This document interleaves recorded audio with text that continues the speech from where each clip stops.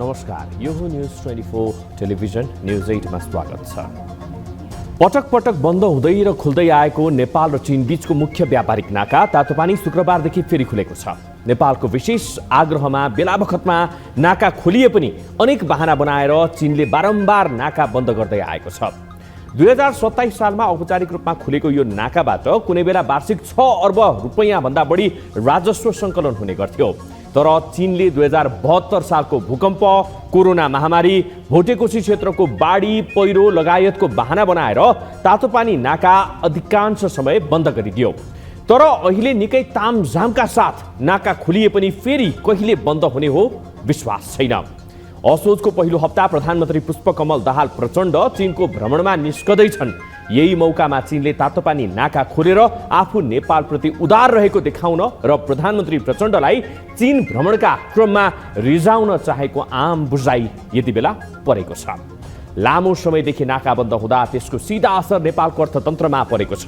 नेपाली व्यापारी यो नाका नियमित नखुल्दा मर्कामा परेका छन्। रसुवागढीबाट सामान काठमाडौँ ल्याउन 10 घण्टा लाग्छ, तर तातोपानीबाट 3 घण्टामै सामान काठमाडौँ आइपुग्छ। सोही कारण नेपाली व्यापारीले तातोपानी नाकाबाटै सामान ल्याउन चाहन्छन्, तर चीनले नाका बन्द गरेर अप्ठ्यारो पारिरहन्छ। देशको अर्थतन्त्र चलायमान बनाउन तातोपानी भन्जार नाकाको ठूलो भूमिका हुने जानकारहरू बताउँछन्। नेपाल भूपरिवेष्टित राष्ट्र भएकोले छिमेकी देश भारत र चीनसँग व्यापार साझेदारीमा निर्भर रहनु परेको छ। भएका मुख्य दुई साझेदार देशमध्ये चीनले नाका बन्द राख्ने अनि भारतले आफ्नै स्वार्थ मात्रै हेरेर एकमना रवैया अपनाउने स्थितिका कारण नेपालमाथि मर्का थपिएको छ। त्यसैले तातोपानी जस्ता अति नै महत्त्वका नाका निरन्तर खुला रहने हो भने भारतको मनोमानीबाट मुक्ति मिल्ने थियो, चीनसँग सम्बन्ध थप सुधार हुने थियो। प्रधानमन्त्री प्रचण्डले चीन भ्रमणका क्रममा नेपाल चीन नाका सदाकाल खुला रहने प्रबन्ध मिलाएछन् भने मात्रै पनि त्यो ठूलो उपलब्धि हुनेछ। अब न्युज 8 का हेडलाइन्स। संशयका बीचमै धमाधम समाजवादी मोर्चाका कार्यक्रम हुँदै मोर्चाको भविष्यमाथि भने आशंका। विप्लवको ढाडसपछि बाधक निर्दोष देखिएको भन्दै कम्युनिस्ट एकताको सपना बनेको प्रचण्डको उद्घोष।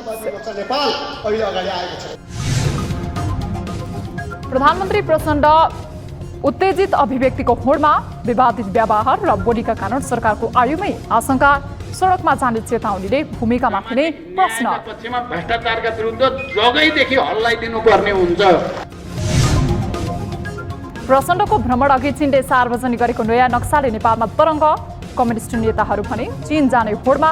चुच्चे नक्साबारे प्रचण्डले प्रष्ट अडान राख्ने सापकोटाको दाबी। हो या होइन भन्ने कुरा सिधा भाषामा राख्ने छु। छाडा चौपायाका कारण लुम्बिनी प्रदेशका ठूला सहर र सडकमा दुर्घटनाको जोखिम। व्यवस्थापन चुनौतीपूर्ण, आमदानी नै गर्ने गरी काम थाल्ने मुख्यमन्त्री चौधरीको भनाइ। अगुवाईमा अध्यक्षहरूलाई सदस्य रहने गरी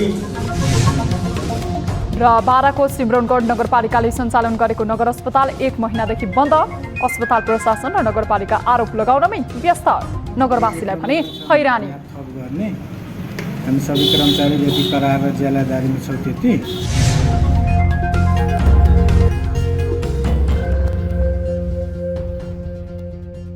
हामी निरन्तर न्युजमा छौँ।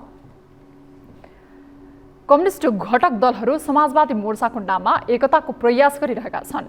वामपन्थी जनमत उल्लेख्य रहेको मुलुकमा भिन्नै पार्टीहरू हुँदा जनमत पनि छरिएको उनीहरूको बुझाइ छ। छरिएको जनमतलाई एक ठाउँमा ल्याउन उनीहरूले गरिरहेको प्रयास समाजवादी मोर्चा हुँदै पार्टी एकतासम्मै पुग्ने नेताहरूको दाबी कतिको नतिजामुखी होला त? एक रिपोर्ट। 4 पार्टी सम्मिलित समाजवादी मोर्चाले सन्देश सभाहरू गरिरहेको छ। नेकपा माओवादी केन्द्र, एकीकृत समाजवादी, जनता समाजवादी र नेपाल कम्युनिस्ट पार्टी मिलेर बनेको समाजवादी मोर्चा अहिले एकै धरातलमा उभिएको छ भनी भन्न सजिलो भए पनि उनीहरू लामो समयसम्म यसरी नै बस्न सक्छन् त? यो प्रश्न महत्त्वपूर्ण हो। अमेरिकी सहायता परियोजना मिलेनियम च्यालेन्ज कर्पोरेसन एमसीसीकै कारण झण्डै विभाजनको संघारमा पुगेको मोर्चा फेरि कुन तत्त्वले मिल्यो त्यो समेत रहस्यको गर्भमा छ।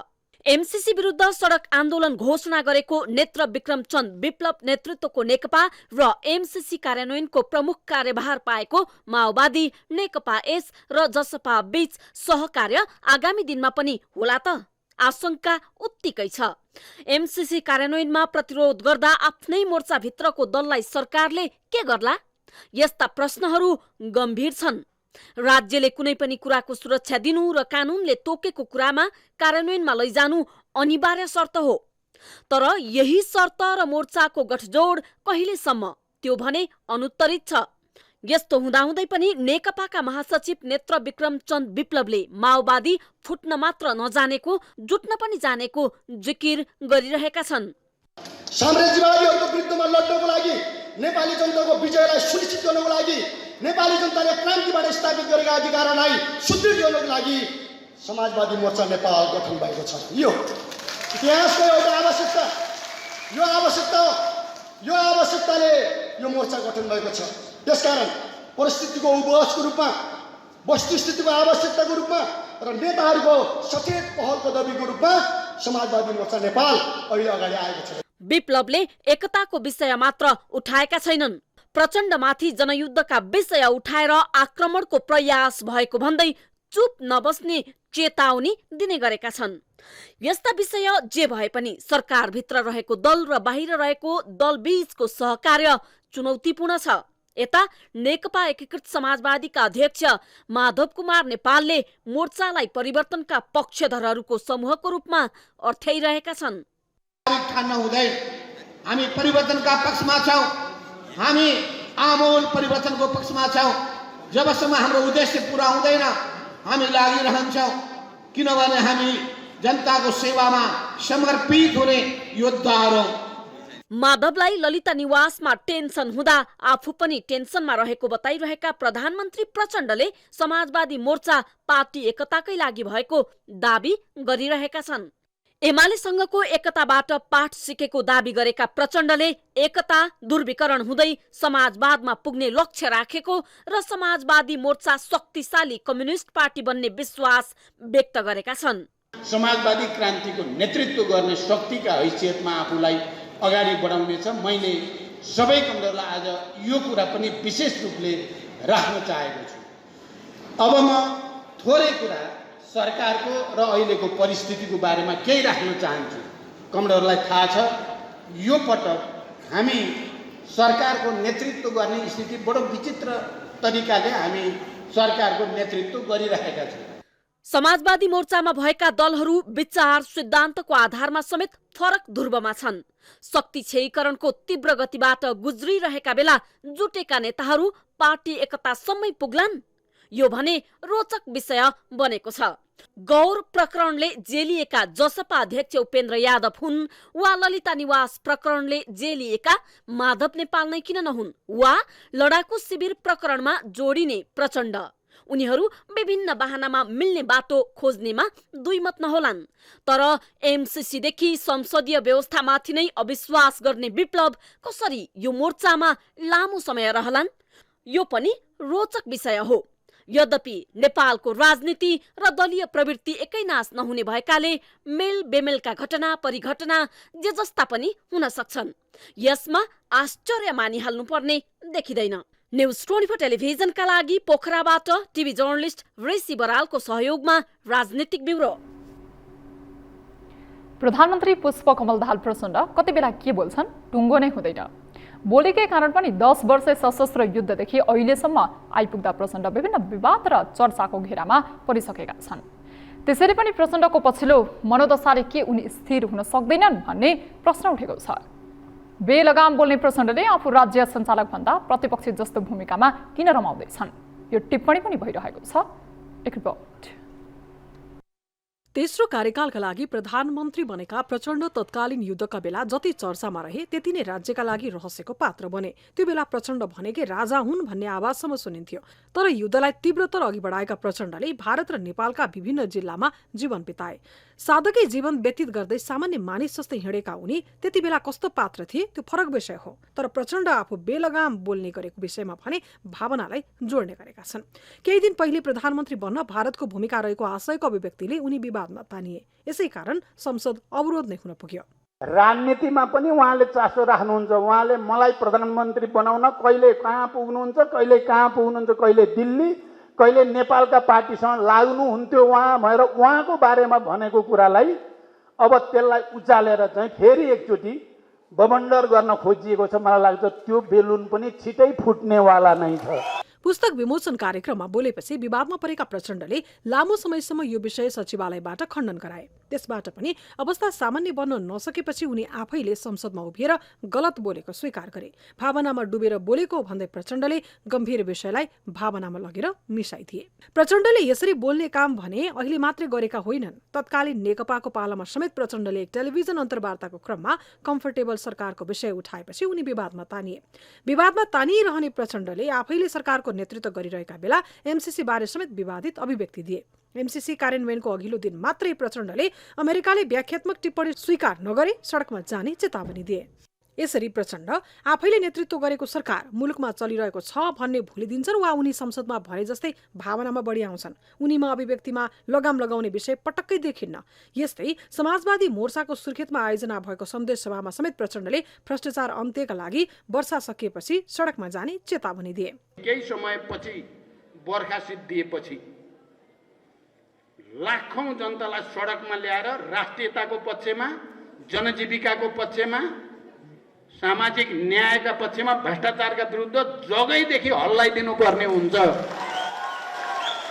आखिर प्रचण्ड बारम्बार सडकमा जाने, आन्दोलन गर्ने वा अनेकन भूमिका बाँधेर नाना थरी किन बोलिरहन्छन्? प्रचण्ड यति बेला आफू देशको कार्यकारी प्रमुख हुन्। यस अघि पनि उनी 2 पटक प्रधानमन्त्री भइसकेका मान्छे यसरी किन अनियन्त्रित? प्रश्न असरल छन्। भ्रष्टाचार अन्त्यका लागि सरकारको नेतृत्वबाट हटे पनि जनताले देख्ने बुझ्ने गरी काम गर्नुको सट्टा सडकका विषय उठाउनु कति जायज? प्रश्न प्रचण्डले आफूलाई आफैले सोध्नुपर्ने बेला आएको छ। सत्ता र सरकारको नेतृत्व सङ्कटमा प्रचण्ड फँसेका छन्। त्यो सारा देशलाई थाहा भएकै विषय हो। तर कानुन कार्यान्वयनको बाटो अवलम्बन गर्दा सरकारले अख्तियार गर्ने बाटो कस्तो हुन्छ भन्ने विषयले धेरै कुरा प्रश्न पार्छ। सरकारको नेतृत्व गरेका व्यक्तिले नै यसरी उत्तेजक विषयमा अभिव्यक्ति दिनुले समाजलाई थप भड्कालोतर्फ लैजाने देखिए त्यसको जिम्मा कसले लिने? प्रधानमन्त्रीको रूपमा प्रचण्डले संयम त अपनाउनुको विकल्प छैन। न्युज 24 टेलिभिजनका लागि राजनीतिक ब्युरो। नेपालमा अमेरिकी सहायता परियोजना कार्यक्रम मिलेनियम च्यालेन्ज कर्पोरेसन एमसीसी कार्यान्वयन र प्रधानमन्त्री पुष्पकमल दाहाल प्रचण्डको चीन भ्रमणको विषयलाई लिएर विभिन्न खाले चर्चा सुरु भएका छन्। एमसीसी कार्यान्वयनमा चासो राखिराखेको चीनले नेपालका कम्युनिस्ट पार्टीका नेताहरूलाई सामूहिक रूपमा चीन बोलावट गर्नाले भने विभिन्न आशंका गर्न थालिएको छ। प्रधानमन्त्री प्रचण्डको आसन्न चीन भ्रमणको केही दिन अघि मात्रै प्रमुख प्रतिपक्षी दल एमालेका नेताहरूलाई चीनले बोलाएपछि यसबारे थप चासो र चर्चा चुलिएको छ। एक रिपोर्ट। असोज पहिलो सातादेखि सुरु हुने प्रधानमन्त्री पुष्पकमल दाहाल प्रचण्डको चीन भ्रमणको तयारी तीव्र चलिरहेको छ। नेपालमा एमसीसी कार्यान्वयनमा आएपछि हुने प्रधानमन्त्रीको चीन भ्रमणलाई निकै चासोका साथ हेरिएको छ। एमसीसी कार्यान्वयन र नेपालमा पछिल्लो समय बढ्दै गएको अमेरिकी प्रभावलाई नजिकबाट नियालिरहेको चीनका लागि प्रधानमन्त्रीको उक्त भ्रमणले कस्तो अर्थ राख्ला? कौतूहलता पनि उत्तिकै छ। यता प्रधानमन्त्रीको भ्रमण अगावै प्रमुख प्रतिपक्षी दल नेकपा एमालेका महासचिव शङ्कर पोखरेल नेतृत्वको 21 सदस्यीय टोली चीन भ्रमणमा जाँदैछ। पोखरेल नेतृत्वको टोली शनिबार चीनको बेजिङ प्रस्थान गर्ने र 13 दिन लामो भ्रमण सकेर भदौ 30 गते स्वदेश फर्किने कार्यतालिका छ। प्रधानमन्त्रीको भ्रमण अगावै चीनले एमाले नेताहरूलाई निम्तो दिनुले भने यति बेला राजनीतिक वृत्तमा तरङ्ग पैदा गरिदिएको छ। हुन त कम्युनिस्ट पार्टीका नेताहरूको चीन भ्रमण जानु नौलो विषय भने होइन। यसअघि गएको जेठमा माओवादी उपाध्यक्ष अग्निप्रसाद सापकोटा नेतृत्वको 20 सदस्यीय जम्बो टोली 10 दिन लामो चीन भ्रमणमा गएको थियो। त्यसअघि पनि एमाले नेताहरूले चीन भ्रमण गरेका थिए। तर पछिल्लो समय कम्युनिस्ट नेताहरूको चीनको दौडधुपको उद्देश्य र यसले पार्ने प्रभावबारे भने अनेकौं चर्चा सुरु भएका छन्। नेपालका अधिकांश कम्युनिस्ट शक्तिहरू एमसीसीको विरोधमा छन्। अझ नेत्र विक्रम चन्द विप्लव नेतृत्वको नेपाल कम्युनिस्ट पार्टी नेकपा, मोहन वैद्य किरण नेतृत्वको क्रान्तिकारी कम्युनिस्ट पार्टी नेपाल लगायतका केही साना दलहरू त आन्दोलनका कार्यक्रम घोषणा गरेरै सडकमा उत्रिएका छन्। सहयोग होइन, 50 अरबको भिख देखाएर हामीलाई हाम्रो कहिल्यै पनि पराधीन नभएको, सम्पूर्ण रूपले पराधीन नभएको देशलाई 21औं शताब्दीको उपनिवेश बनाउने उद्देश्यका साथ जसरी एमसीसीले सम्पूर्ण ऐन कानुनहरू मिच्दै, नेपाल सरकारको अधिकार क्षेत्र मिच्दै, अन्तर्राष्ट्रिय मूल्य मान्यताहरू मिच्दै, यहाँका सम्पूर्ण जनताको सार्वभौमतालाई मिच्दै अगाडि आइरहेको छ। यो गम्भीर विषय हो। यता सरकारको नेतृत्व गरिरहेका प्रधानमन्त्री प्रचण्ड आफै पनि एमसीसी प्रति सकारात्मक नभएको उनका पछिल्ला अभिव्यक्तिले संकेत गरिरहेको छ। म त्यो इन्टरप्रिटेटेड डिक्लेरेसनलाई सम्झौताको पार्ट बनाउने हो या होइन भन्ने कुरालाई सिधा भाषामा राख्नेछु, यो विश्वास म तपाईँलाई दिन चाहन्छु। त्यसपछि के गर्नुपर्छ के हुन्छ भन्ने कुरा मोर्चामा सल्लाह गरेर गरिन्छ, यो कुरा पनि म प्रश्न भन्न चाहन्छु। जहिले पनि चीन नेपालमा कम्युनिस्ट शक्तिहरूको ध्रुवीकरण चाहन्छ। तत्कालीन नेकपा कालमा पनि पार्टी फुट्न नदिन चीनले निकै कसरत गरेको चर्चा चलेको थियो। यद्यपि त्यस बखत चीन सफल हुन पनि सकेन। तर पछिल्लो समय एमसीसी लगायतका माध्यमबाट नेपालमा अमेरिकाले आफ्नो प्रभुत्व जमाउन खोजेपछि त्यसलाई रोक्न चीन फेरि सक्रिय भएको त होइन, आशंका गर्न थालिएको छ। न्युज 24 टेलिभिजनका लागि टिभी जर्नलिस्ट शीतल रिजालको रिपोर्ट। चीनले जारी गरेको नयाँ नक्सा विवादमा फँसेको छ। सन् 2006 यता नक्सा सार्वजनिक गर्दै आएको चीनले आफ्ना छिमेकी मुलुकको भूभाग समेटेर नक्सा जारी गरेको आरोप लागिरहँदा नेपालले जारी गरेको नयाँ नक्सालाई किन मान्यता दिएन? नेपालमा यसको विरोध स्वाभाविक बन्न पुगेको छ। विश्वमा आफ्नो प्रभुत्व कायम गर्दै गएको चीनले किन यसरी नक्सा जारी गर्दा अन्तर्राष्ट्रिय समुदायको ध्यान जाने गरी काम गरिरहेको छ त? एक रिपोर्ट। विश्व शक्ति राष्ट्र अमेरिकालाई टक्कर दिइरहेको चीन प्रविधि विकास निर्माण र चीन केन्द्रित मुद्दा सबलीकरणमा जोड दिइरहेको छ। चीनिया राष्ट्रपति सी जिनपिङ चीनमा शक्तिशाली मात्र देखिन्नन्, उनले गर्ने निर्णयहरू पनि उत्तिकै बलशाली हुन्छन्। चिनिया कम्युनिस्ट पार्टीको निर्णय कार्यान्वयन गराउने चीन सरकार चिनिया क्रान्तिका नायक माओ सेतुङ पछि सीले नयाँ अभ्यासको थालनी गरेका छन्। विश्वका धेरै मुलुकका नेता तथा दलहरूलाई चीनको औपचारिक भ्रमण गराएर पछिल्लो समय चीनले सी विचारधाराको प्रशिक्षण दिने गरेको बताइन्छ। सी विचारधाराको रूपमा चीनले विकास गर्न खोजेको चिनिया राजनीतिक मोडेलको अध्ययनका लागि भन्दै अर्को कम्युनिस्ट शासन भएको मुलुक रुसले अध्ययन गर्न केन्द्र नै स्थापना गरेको छ। रुस, उत्तर कोरिया लगायत मुलुकबाट यसरी सी विचारधाराको विकासका लागि जुटिरहेको चीन भने छिमेकी चिड्याउनेको शीशमा लागेको आरोप समेत लाग्न थालेको छ। भर्खरै सार्वजनिक गरिएको चीनको नयाँ नक्सामा भारत, मलेसिया र फिलिपिन्सले औपचारिक विरोध जनाइसकेका छन्। चीनले मलेसिया, भारत र फिलिपिन्सका भूभाग समेटेर नक्सा जारी गरेको भन्दै ती देशहरूले विरोध जनाइसकेपछि चीनले चालेको पछिल्लो कदमले अन्तर्राष्ट्रिय समुदायको ध्यान केन्द्रित गरेको छ। चीनले नेपालको संसदले पारित गरेको पछिल्लो नक्सालाई समेत मान्यता नदिएपछि यसबारे नेपालमा समेत विभिन्न कोणबाट विवेचना, छलफल र बहस सुरु भएको छ। चुच्चे नक्सा भनेर चिनिएको कालापानी, लिपुलेक र लिम्पियाधुरा लगायतको भूमि समेटिएको प्रशासनिक नक्साले चीनमा किन मान्यता पाउन सकेन? यसको पछाडि विभिन्न कारणहरू हुन सक्ने कतिपयको विश्लेषण छ। नक्साको बहस चलिरहँदा प्रधानमन्त्री पुष्पकमल दाहाल प्रचण्ड चीन भ्रमणको सङ्घारमै छन्। प्रधानमन्त्रीले चीन भ्रमणमा चीनले जारी गरेको नक्साका बारेमा समेत कुरा गरिनेछ। चीनले जारी गरेको नक्साको सम्बन्धमा अब त्यो के भयो, किन त्यस्तो हुन गयो, किन त्यसरी चाहिँ त्यो धेरै महत्त्वपूर्ण विषयलाई चाहिँ अब त्यहाँ समेटिएन, यसको बारेमा त कूटनैतिक माध्यमबाट अब कुरा गर्नुपर्छ। भारत नेपालको नयाँ नक्साप्रति सहमत हुन नसकिरहेका बेला चीनले भारतसँग नै विवाद सृजना गरेपछि नेपालको भारतसँगको विवाद समेत किन बोक्ने भन्ने मानसिकताले काम गरेको बताइन्छ। नेपाल भारत सीमा विवाद तत्काल मिल्न नसक्ने अवस्थामा चीनले नेपालको नयाँ नक्सालाई मान्यता दिए त्यसले भारत थप क्रोध हुने कुरामा चीन जानकार छ। त्यसैले पनि चीनले लद्दाख र अक्साई चीन क्षेत्रमा सीमा विवाद झिकिसकेपछि दोहोरो मारमा झन्झट बेहोर्न नखोजेको बुझ्न सकिन्छ। यद्यपि सार्वभौम संसदले पारित गरेको नक्सालाई चीनले मान्यता नदिनुले चीन नेपाल नीतिप्रति प्रतिबद्ध छैन भन्ने आशंका बढेको छ। एक चीन नीतिमा नेपाललाई अडिन आग्रह गरिरहने चीन नेपाल प्रति उत्तरदायी छैन भने नेपाल किन उत्तरदायी बन्ने? प्रश्नहरू नउठेका भने होइनन्, तर अन्य देशहरूले विरोध जनाइसक्दा पनि नेपाल भने मौन देखिन्छ। नेपालको मौनतामाथि प्रश्न गर्न थालिए पनि प्रधानमन्त्रीको सचिवालयले भने चीनमै आफ्नो प्रष्ट अडान राख्ने दोहोर्याइरहेको छ। प्रचण्ड केही समयमै चीनको औपचारिक भ्रमणमा निस्किन लागेका बेला यो विषयमा कुरा उठ्ला आशंका पनि उत्तिकै देखिन्छ। तर काठमाडौँ महानगरपालिकाका मेयर बालेन शाहले चीन भ्रमण स्थगित गरिदिएपछि भने चीनले नेपाललाई हेर्ने दृष्टिकोण के हो भन्ने प्रश्न जबरजस्त उठेको छ। बालेनको भ्रमणले कूटनीतिक रूपमा असर नपार्ने भए पनि जनताको सेन्टिमेन्टमा प्रभाव पार्ने भएकाले नेपालले चीनसँग कूटनीतिक पहल मार्फत आफ्नो दृष्टिकोण प्रष्ट पार्न भने प्रयत्न गर्नै पर्छ। शक्तिशाली बन्दै गएको चीनसँग भू राजनीतिको चपेटामा परिन्छ कि भन्ने डरले थिलो थिलो बनेको नेपालले कूटनीतिक पहलबाट समस्या समाधान खोज्नुको विकल्प छैन। उदाउँदो विश्व शक्ति चीनले पनि नेपाललाई एक चीन नीतिप्रति प्रतिबद्ध देख्न चाहन्छ भने नेपालको संसदलाई स्वीकार गर्दै नेपालको नयाँ नक्सालाई मान्यता दिनुको विकल्प छैन। न्युज 24 टेलिभिजनका लागि राजनीतिक ब्युरो। हामी निरन्तर न्युजमा छौँ।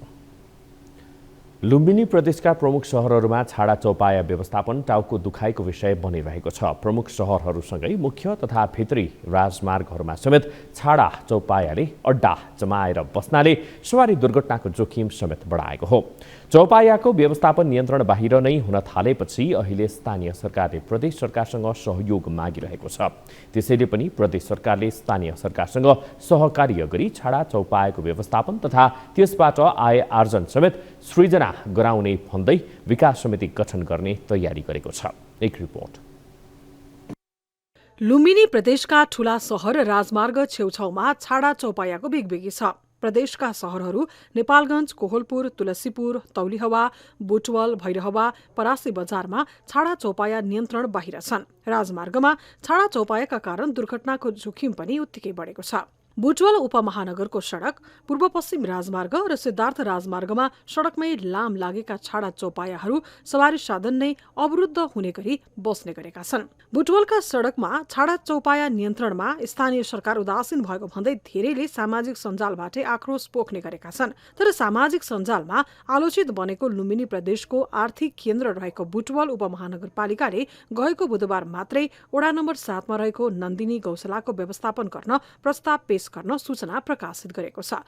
बुटवलका सडकमा देखिएका चौपायालाई गौशालामा व्यवस्थापन गर्ने बुटवल उपमहानगरपालिकाले जनाएको छ। समग्र रूपमा तीनवटै जिल्ला नवलपरासी, रूपन्देही र कपिलवस्तु तीनटै जिल्ला मिलेर बरगाडदेखि चौटासम्मका छाडा व्यवस्थापनका लागि संयुक्तमा सल्लाह गर्नुपर्छ र प्रदेश सरकारले भूमिको व्यवस्था गरेर सबै स्थानीय तहहरूलाई एकै ठाउँमा आफ्ना बजेटहरू त्यही व्यवस्थित गरेर छाडा चौपायाको दिगो व्यवस्थापनका लागि प्रदेश सरकार चाहिँ यसमा सहजकर्ता बन्नुपर्छ।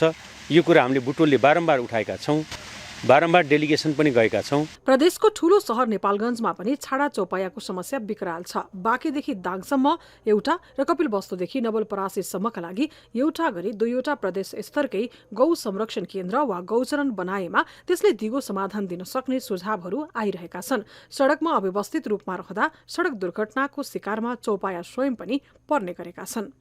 लुम्बिनी प्रदेशमा सवारी दुर्घटनाबाट प्रभावित चौपायाको अवस्था। पछिल्लो 3 वर्षमा 89 चौपायाको मृत्यु, 32 चौपाया घाइते। राजमार्ग सुरक्षा तथा ट्राफिक व्यवस्थापन कार्यालय बुटवलका अनुसार यो तथ्याङ्क मोटामोटी तथ्याङ्क मात्रै हो। कति चौपाया सवारी दुर्घटनामा परे भन्ने यकिन तथ्याङ्क भने छैन। चौपाया सवारी दुर्घटनामा पर्दा प्रहरीलाई जानकारी गराउने अभ्यास नभएकाले तथ्याङ्क सङ्कलनमा कमी छ। केही स्थानमा चौपाया व्यवस्थापनको लागि स्थानीय सरकारले पहल गरिरहेको त छ, तर यो अपर्याप्त छ। साझा समस्या पनि हो। तिलोत्तमा नगरपालिकामा 2टा गौशाला छन्। वडा नम्बर 1 मा तिलोत्तमा गौशाला र तिलोत्तमा नगरपालिका वडा नम्बर 14 मा एउटा गौशाला, 2टा गौशाला छन्। र गौशालामा हामीले प्रयास गरिरहेका छौँ छाडा चौपायालाई व्यवस्थित गर्ने कुरामा, त्यहाँ छाडा चौपाया राख्ने कुरामा, तिनीहरूलाई दाना पानी खुवाउने कुरामा, त्यहाँ सेड बनाउने कुरामा, पानीका कुराहरूमा हामीले व्यवस्था गरिरहेका छौँ। तथापि एक्लो प्रयासले मात्रै यो समस्या समाधान हुन्छ भन्ने छैन। यो किन भन्दा यो साझा समस्या हो। जस्तो चौपायाको व्यवस्थापनमा अनेक चुनौती देखिएका बेला अहिले यसको समाधानका लागि प्रभावकारी कदम चाल्ने तयारी तीव्र पारिएको छ। छाडा चौपाया व्यवस्थापन मात्रै नभई त्यसबाट आमदानी समेत गर्ने उद्देश्यले छुट्टै बोर्ड समेत गठन गर्ने तयारी छ। कपिलवस्तु जिल्लाको मात्रै होइन, 190 गाउँपालिका प्रदेश सरकारको अगुवाईमा अध्यक्षहरूलाई सदस्य रहने गरी हामीले अहिले गठन आदेश तयार गरेका छौँ। त्यो गठन आदेशबाट हामीले यसलाई छाडा चौपायाले नियन्त्रण गर्ने व्यवस्थापन गर्ने भन्दै हुनुहुन्छ। यसलाई रोजगारमूलक बनाउने चौपाया व्यवस्थापनका लागि गठन गर्ने भनिएको समितिले समस्या समाधानमा प्रभावकारी भूमिका खेलोस्, यो जनअपेक्षा हो। समिति केवल राजनीतिक कार्यकर्ता नियुक्तिको थलो मात्रै नबनोस्, यसतर्फ पनि ध्यान दिनु आवश्यक छ। न्यूज 24 टेलिभिजनका लागि बुटोलबाट टिभी जर्नलिस्ट विमल छेत्रीको रिपोर्ट। बाराको सिमरौनगढ नगरपालिका साथ सिमरौनगढ स्थित नगर अस्पताल 1 महिनादेखि बन्द रहेको छ। तलब भत्ताको माग गर्दै स्वास्थ्यकर्मी र कर्मचारीहरूले गरेको तालाबन्दीका कारण गत असार 31 गतेदेखि अस्पतालको सेवा ठप्प हुँदै आएको हो। तर अस्पताल सेवा बन्द भएको 1 महिना पूरा हुँदा पनि सञ्चालन गर्नेतर्फ सरकारवाला निकायहरूले ध्यान नदिँदा सेवाग्राहीहरू मर्कामा परेका छन्। एक रिपोर्ट। बाराको सिमरौनगढ नगर अस्पतालका कर्मचारीले आन्दोलन जारी राख्दा अस्पताल 1 महिनादेखि बन्द अवस्थामा छ। सेवा नै ठप्प पार्दै स्वास्थ्यकर्मी तथा कर्मचारी आन्दोलित बनेपछि सेवाग्राहीहरू मारमा परेका छन्। अस्पतालमा कार्यरत स्वास्थ्यकर्मीहरूले 4 देखि 15 महिनासम्मको तलब भत्ता नपाएको नगर अस्पतालका कर्मचारी अयुब मिया अन्सारी बताउँछन्। हाम्रो यो महिना लगाएर तपाईको 15 महिनादेखि तलब पाएको छैन। 79 80 को 4 महिना चैत वैशाख जेठ असार अनि यो आर्थिक वर्षमा मात्र 3 महिनाको पाएको। 3 महिना के अरे असोज के अरे श्रावण भदौ असोज कार्तिकदेखि अहिलेसम्म र त्यो 4 महिना हाम्रो बाँकी छ। तलब के अरे मेन चाहिँ तपाईँको तलब भत्ता हो हाम्रो माग। यता नगरपालिकाले एक सूचना जारी गर्दै करार सेवामा रहेका नगरका सम्पूर्ण कर्मचारीहरूको करार सेवा नवीकरण नगर्ने भनेपछि थप अनियलता देखिएको छ। नगरपालिकाको कार्यपालिकाका बहुमत सदस्य र नगर प्रमुख किशोरी प्रसाद शाह कलवार बीचको आपसी द्वन्द्वका कारण अस्पताल सञ्चालनको लागि पहल नभएको बताइएको छ। नगरमा जसपातर्फका प्रमुख, उपप्रमुख र नेपाली कांग्रेसतर्फका बहुमत सदस्य भएकाले आपसी द्वन्द्वका कारण सो समस्या भएको देखिन्छ। अस्पतालमा उत्पन्न समस्या समाधानका लागि भनेर यो अवधिमा कार्यपालिकाको बैठक 3 पटक बोलाइएको भए पनि बैठक नै बस्न सकेन। यसरी आन्तरिक द्वन्द्वले अस्पताल सेवा प्रभावित छ। कर्मचारीहरू तलबको माग गरिरहेका छन् भने नगरपालिका भने अस्पताल प्रशासनकै कारण कर्मचारी र सेवाग्राहीले दुःख पाएको बताउँछ। अस्पताल सञ्चालनका लागि हालसम्म नगर प्रमुख कलवारले 96 लाख रुपैयाँ दिइसकेको, तर त्यसको हर हिसाब अस्पतालका कर्मचारीले नदिएकाले समस्या उत्पन्न भएको नगरको भनाइ छ। आय व्यय गर्नुभयो त्यो हिसाब किताब देखाउनुहोस्। जबकि यो आर्थिक वर्ष जुन बितेको भर्खर त्यसमा चाहिँ नगरपालिकाले पहिलाको अनुदानको सहित माथिबाट फेरि 40 लाख दियो। त्यसपछि हेल्थ पोस्टको लागि छुट्याएको पैसा पनि त्यसै उहाँले नै औषधि किन्नुभयो। अनि त्यसको यो 40 लाख र 30 लाख 70 लाख र अन्य पनि खर्च गरेर कति 94 लाख जति नगर अस्पताललाई यो नगरपालिकाले दिएको जस्तो देखियो हैन। अनि त्यो हिसाबले अब त्यसको हिसाब किताबै नदिने। 2078 जेठ 21 गतेबाट सेवा सुरु भएको 15 शैय्याको अस्पतालबाट सिमरौनगढ र आसपासका सर्वसाधारणलाई सेवा दिइरहेको थियो। तर पालिकामा राजनीतिक द्वन्द्वका कारण नगरपालिका र नगर अस्पतालमा तोडफोड हुँदा लाखौंको सम्पत्तिको नोक्सानी भएको थियो।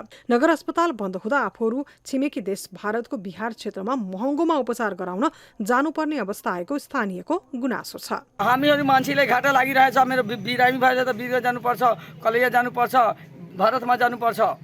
कारण त्यही छ डाक्टरलाई तलब पाइरहेको छैन नि, त्यो डाक्टर खोलिरहेको छैन। छिमेकी देश भारतसँग जोडिएको पालिकाको नगर अस्पतालमा दैनिक करिब 100 भन्दा बढीले उपचार सेवा लिने गरेका छन्। तर कर्मचारी व्यवस्थापन गर्न नसकेर अस्पताललाई बन्द गर्दा त्यसको सीधा असर ग्रामीण क्षेत्रका जनतामाथि परेको छ। तराई क्षेत्रका प्राय पालिकाहरूमा देखिएको जस्तै यस नगरपालिकामा पनि राजनीतिक द्वन्द्व, आपसी स्वार्थ, अझ भनौं कार्यकर्ता भर्तीको थलो भन्दा जनतालाई सधैँ दुःख बेहोर्नु पर्ने अवस्था छ। न्यूज 24 टेलिभिजनका लागि बाराबाट टिभी जर्नलिस्ट प्रहलाद तिमल सिन्हाको रिपोर्ट। नेपालमा हरेक वर्ष भाद्र 15 मा पुस्तकालय दिवस मनाउँदै आएको छ। सोही अवसरमा शुक्रबार पुस्तकालय दिवस मूल समारोह समितिले 16औं पुस्तकालय दिवस मनाएको छ।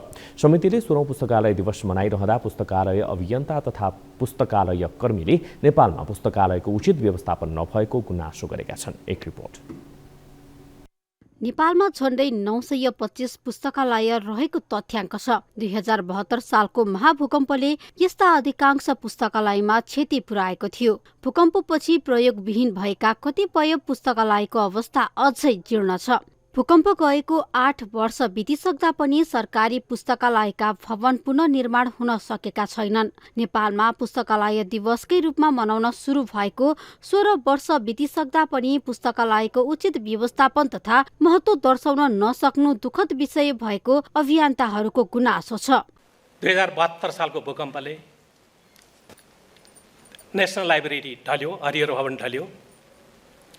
त्यस्तै गरेर दिल्ली रमन रेग्मी पुस्तकालय पनि धेरै चिरा पर्यो, केशर पुस्तकालय पनि धेरै चिरा पर्यो। अब रेक्टोफिटिङ हुँदैछ, चाँडै नै अब 5-6 महिनापछि त्यहाँ सर्छ होला नै। तर विडम्बना के छ भने भ्यू टावरहरू बन्यो, धरहरा बन्यो, स्टेडियम बन्यो, खोइ राष्ट्रिय पुस्तकालयको भवन बनेको। पुस्तकालय अभियन्ताहरूको पुस्तकालय निर्माण कार्य सरकारको प्राथमिकतामा नपरेको गुनासो छ। तर पुस्तकालय समारोहमा सहभागी भएका शिक्षा विज्ञान तथा प्रविधि मन्त्री अशोक कुमार राईले नेपाल राष्ट्रिय पुस्तकालय निर्माण कार्यलाई निर्वाध ढङ्गले अगाडि बढाउने बताएका छन्। दिइएका जिम्मेवारीहरू छन्, प्रक्रिया पूरा गर्नुपर्ने आदि इत्यादि, त्यो छिटोभन्दा छिटो पूरा गरेर बाधा अड्चनहरूलाई हटाएर केन्द्रीय पुस्तकालयको निर्माणलाई निरापद, निष्कण्टक, निर्बाध अगाडि बढाउने सङ्कल्प यहाँहरू समक्षमा प्रस्तुत गर्न चाहन्छु। पुस्तकालय भवन निर्माणमा देखिएका समस्या समाधान गरी राष्ट्रिय पुस्तकालय निर्माण कार्यलाई अगाडि बढाउने मन्त्रीको योजना छ। शिक्षा विज्ञान तथा प्रविधि मन्त्रालयले केन्द्रीय पुस्तकालय निर्माणका लागि बजेट विनियोजन गरे पनि निर्माण कार्यमा अवरोध सृजना भएको छ। निर्माण कार्यका क्रममा देखा परेका समस्यालाई समाधान गर्न आवश्यक सहयोग गर्ने शिक्षा मन्त्रालयको भनाइ छ। हरेक स्थानीय तहमा सुविधा सम्पन्न सार्वजनिक पुस्तकालय निर्माणमा योगदान दिन सबै गैर सरकारी संस्था तथा सबै सरोकारवालामा आह्वान गर्दछु र प्रदेशमा पनि पुस्तकहरू फेडरलिजममा ढालेर नयाँ पुस्तकहरू जुन तयार हुन्छ त्यसलाई अलि बढी प्राथमिकता दिएर पुस्तकालयमा राख्दा के हुन्छ त राम्रो हुन्छ। हामी अलिकति प्रोसेसमा छौँ, यो मुद्दा मामिलाको कारणले ढिलो भएको थियो। यसपालि पनि 1 अर्ब रुपियाँ बजेट छुट्टिएको छ, त्यसको उपयोग हुने किसिमबाट हामीले प्रोसेस अगाडि बढाउने प्रतिबद्धता व्यक्त गर्दछु। पुस्तकालय किताब राख्ने थलो मात्र नभई पठन संस्कृतिको विकास गर्दै शिक्षा र ज्ञानको क्षेत्रलाई फराकिलो बनाउन समेत पुस्तकालयको महत्त्व उत्तिकै छ। शुक्रबार सम्पन्न भएको 16औं पुस्तकालय दिवसका अवसरमा पुस्तकालयको क्षेत्रमा योगदान पुर्याएका उत्कृष्ट पाठक, पुस्तकालय कर्मी, पुस्तकालय अभियन्ता तथा पुस्तकालयलाई सम्मान गरिएको थियो। उत्कृष्ट पुस्तकालय अभियन्ताका रूपमा भोला कुमार श्रेष्ठ, पुस्तकालयमा आशा सफुकुथी, पुस्तकालय कर्मीमा जोग प्रसाद पाण्डे तथा उत्कृष्ट पाठकमा रुक्मिणी चालिसेलाई सम्मान गरिएको थियो। न्यूज 24 टेलिभिजनका लागि क्यामेरामा मदन सापकोटाको साथमा टिभी जर्नलिस्ट अस्मिता तिवारीको रिपोर्ट। न्युजहरू अझै बाँकी छन्, अब पालो ब्रेकको।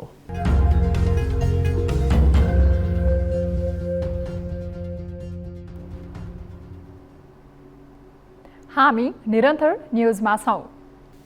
अब 24 वेदर अपडेट।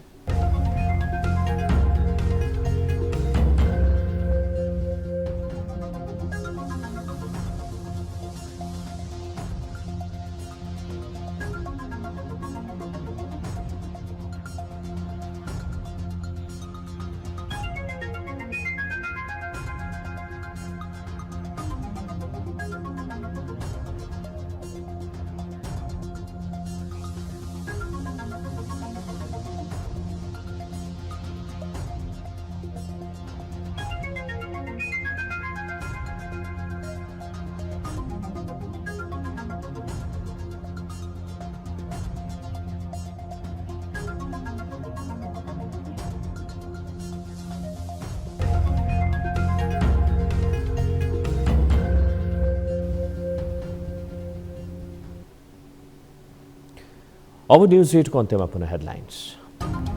संशयको बीच नै धमाधम समाजवादी मोर्चाका कार्यक्रम हुँदै मोर्चाको भविष्यमाथि भने आशंका। विप्लवको ढाडसपछि माधव निर्दोष देखिएको भन्दै कम्युनिस्ट एकताको सपना बुनेको प्रचण्डको उद्घोष। समाजवादी मोर्चा नेपाल अहिले अगाडि आएको छ। प्रधानमन्त्री प्रचण्ड उत्तेजित व्यक्तिको होडमा विवादित व्यवहार र बोलीका कारण सरकारको आयुमै आशंका, सरकारमा जाने चेतावनीले भूमिकामाथि नै प्रश्न। न्यायका पक्षमा भ्रष्टाचारका विरुद्ध जगैदेखि हल्लाइदिनु पर्ने हुन्छ। प्रचण्डको भ्रमण अघि चीनले सार्वजनिक गरेको नयाँ नक्साले नेपालमा तरङ्ग, कम्युनिस्ट नेताहरू भने चीन जाने होडमा चुच्चे नक्साबारे प्रचण्डले प्रष्ट अडान राखे नै सापकोटाको दाबी। बनाउने हो या होइन भन्ने कुरा सिधा भाषामा राख्ने छु।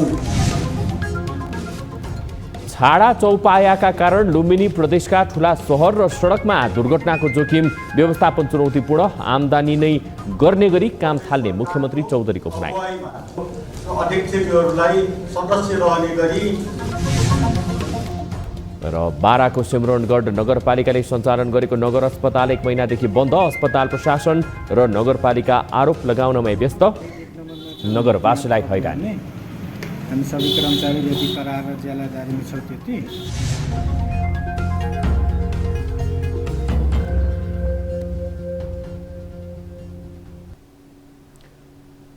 न्युज 8 अहिलेलाई यति नै। जाँदै थालेर गाडीका लागि हामीले सोधेको प्रश्न, प्रधानमन्त्री प्रचण्डले विकृतिको अन्त्य र सामाजिक न्यायका लागि बर्खा सकिएपछि लाखौँ जनता सडकमा उतार्ने उद्घोष गरेका छन्। प्रधानमन्त्रीका रूपमा प्रचण्डले गर्नुपर्ने काम यही हो भन्नेले तालीमा, होइन भन्नेले गाडीमा भोट गर्न राम्रो पात्रको हातमा गएर ताली र गालीका लागि भोट गर्न सक्नुहुनेछ। थप न्युजका लागि हाम्रो वेबसाइट www.news24nepal.com हेर्नुहोला। साथै हामीलाई फेसबुक, ट्विटर र युट्युबमा पनि फलो गर्न सक्नुहुनेछ। यस्तै मोबाइल, इमेल र भाइबरबाट न्युज 24 को हेल्प डेस्कमा केही समस्या र गुनासा छन् भने सम्पर्क गर्न सक्नुहुनेछ।